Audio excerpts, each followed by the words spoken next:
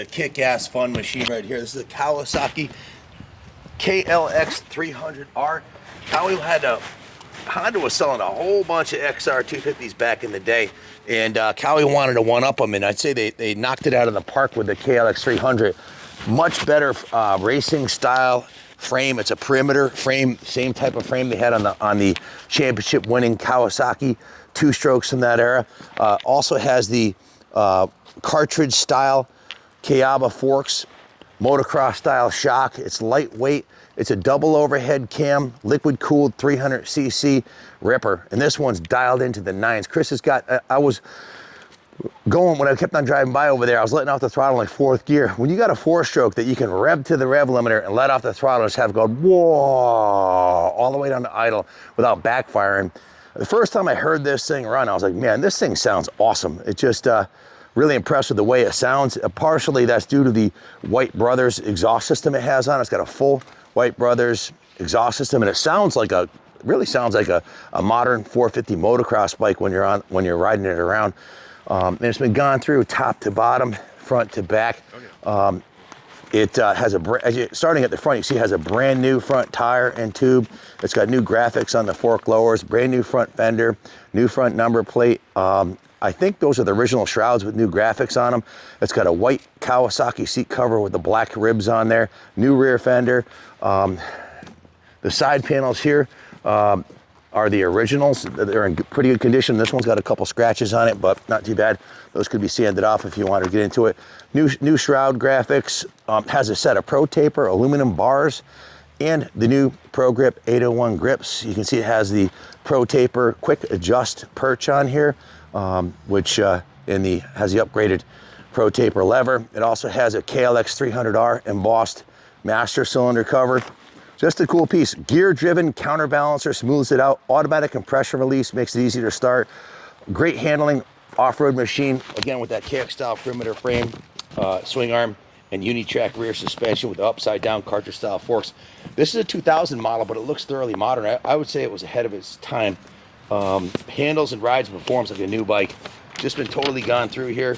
The fuel system was completely serviced. The fuel tank was rinsed in and cleaned. Rebuilt the fuel petcock, new fuel lines. We're running non-ethanol VP94 fuel. Cleaned and serviced the air box. Cleaned and oiled and installed the new air filter. New engine oil, new clutch cover gasket, new oil filter, 1040 Spectro engine oil, new exhaust head pipe gasket, drain and flush the whole coolant system, put a new water pump cover gasket on it, fresh engine ice coolant, will run a little cooler, new left radiator grill, rebuilt and lubricated the kickstart assembly, flushed the front and rear brakes with new Motul brake fluid, cleaned and lubricated the front caliper sliders, new front brake pads, Pro Taper handlebars and crossbar pad, lubed and adjusted the control cables, cleaned and lubed the throttle housing, replaced the throttle tube, new Pro Grip 801 grips, new kill switch, new JT520 Gold final drive chain. Check out the chain on this thing. Chris ordered a green sprocket like this for a 500 we did, and I kind of fell in love with it. I was like, dude, that looks killer. So when this 300 came, I said, let's do the same thing. Go with that green sprocket and the gold chain. It just looks excellent together with the yellow shock spring and the white and green. The thing looks sharp, looks really good. New 14-tooth countershaft sprocket, new 50-tooth Renthal rear sprocket, new bolt sprocket kit. If you zoom in, check out the bolts on the sprocket. You'll see those are all new. It also has new OEM chain blocks on it. New front tire and tube, new rear tire and tube, new Acerbis front number plate, new front brake cable guide, new Acerbis front fender, new rear fender. It says new side panels, but I only see one new side panel on it. I think this is the original. Maybe this is the new one. I'm not sure. But then I went to the detail department after Chris was done. It was steam cleaned, hand washed, polished, and waxed. They repainted the frame rails. They look fantastic. Check out the bottom of the engine is as clean as the top. Super clean. Frame rails are in excellent condition. A couple little dings as you'd expect on the frame rail, normal for a dirt bike, but definitely not an abused machine. The original wheels are intact and straight, indicating that it's a low hour survivor. The swing arm looks great. Kayaba shocks and forks, so it handles as good as it rides and as good as it looks. Ready for a lot of summer fun. If you have any questions about it, give us a call. 860-454-7024.